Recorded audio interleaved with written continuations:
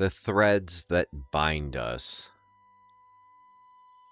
Alex informs me that tonight we are in the city of Agra, the home of the Taj Mahal, a wonder built upon the foundation of love, a monument not carved from stone, but from devotion, memory, and the ache of holding someone so dearly that their absence becomes a legacy.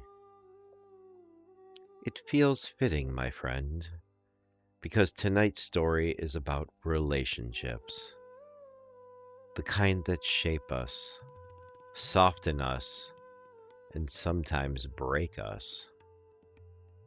There are moments in life when we look at someone we love or someone we once loved and realize something has shifted, not shattered, not ended, just changed. Those moments are quiet, almost invisible, but they decide the shape of our hearts for years. And sometimes those moments bring people here to the Lion's Tavern between worlds, because relationship lessons rarely arrive gently. They arrive in echoes, in old memories, in the tender space where love meets truth. So welcome to the tavern, my friend.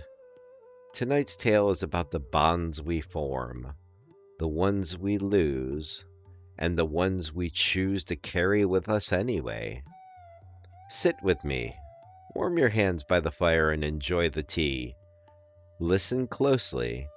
This story begins long before you walk through my door.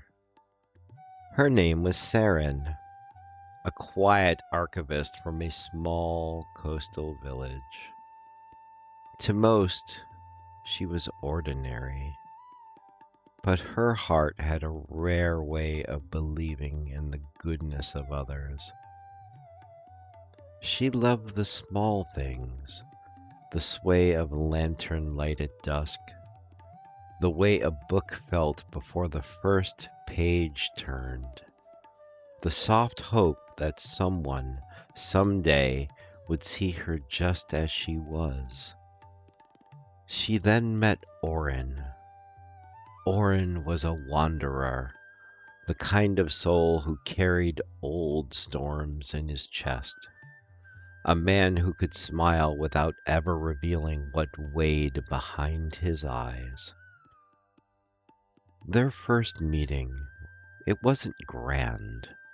No sparks, no epic moments, just two strangers sitting on a dock, feet dangling above the tide, the moon painting silver across the water.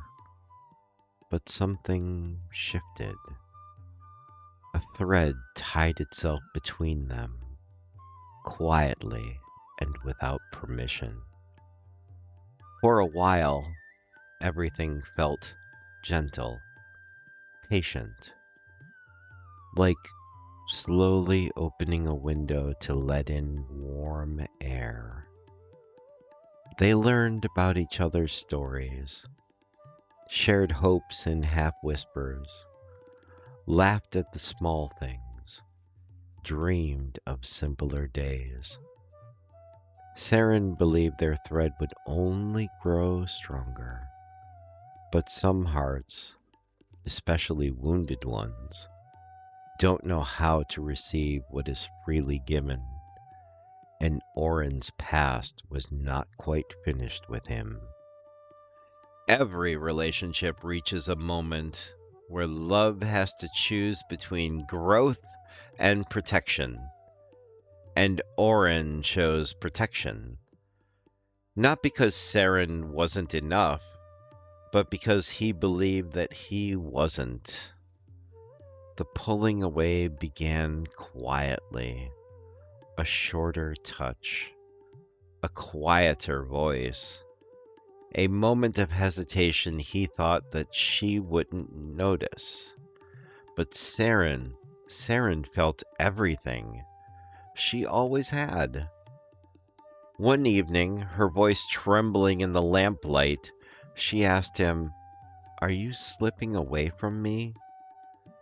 He closed his eyes, not to lie, but because the truth hurt him too. "I don't want to hurt you," he said. But those who fear hurting others often hurt themselves first and wound the ones who love them most. The unraveling was subtle. No arguments, no accusations, just the slow loosening of a connection neither of them wanted to lose. Until one day, Oren left. Not with anger, not with cruelty, but with a quiet, trembled truth. I need to learn how to stand before I can stand with someone. And Saren, she didn't beg him to stay. She loved him enough not to hold him hostage to a version of him he didn't understand.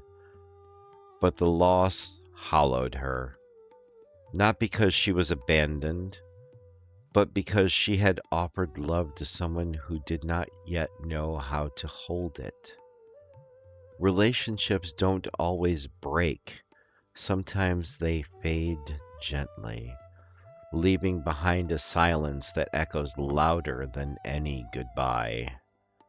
Years passed. Saren rebuilt her life piece by piece, the way someone restores stained glass. Slowly, carefully, finding light in the fractures. She learned something vital. Relationships are not tests. They are mirrors, windows, maps of the inner landscape we must learn to navigate.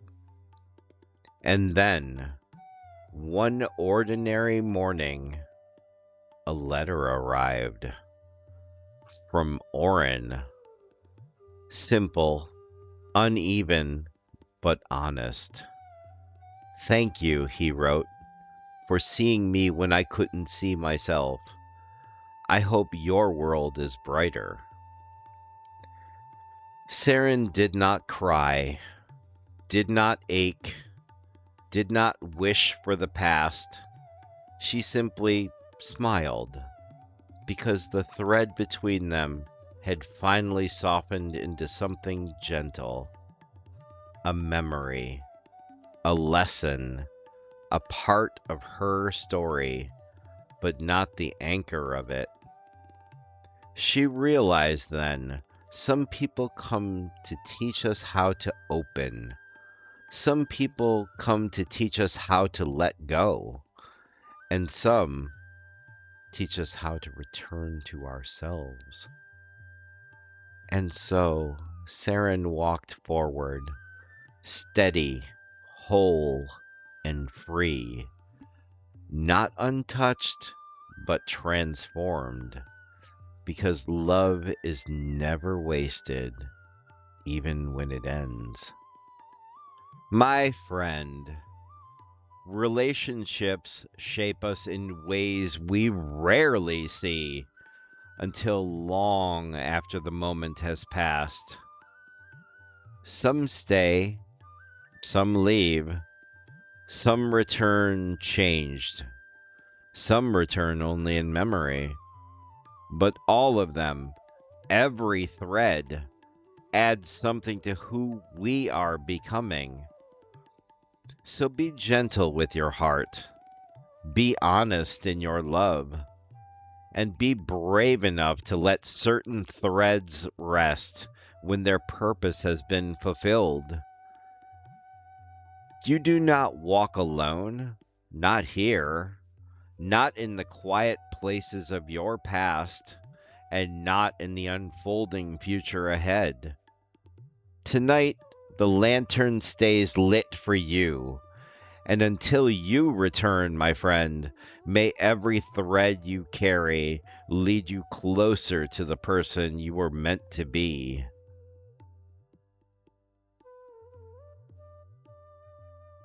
Thank you for making it to the end of the video. This one was about relationships and the threads that bind us together. And I truly believe, with all of my heart, that we are in some way destined in our lives to meet this person or that person, and they shape us. They help us become who we are today. I wanted to take a moment and appreciate the people that have helped shape me and perhaps the ones that I have shaped, knowingly or unknowingly, with my words, wisdom, and love.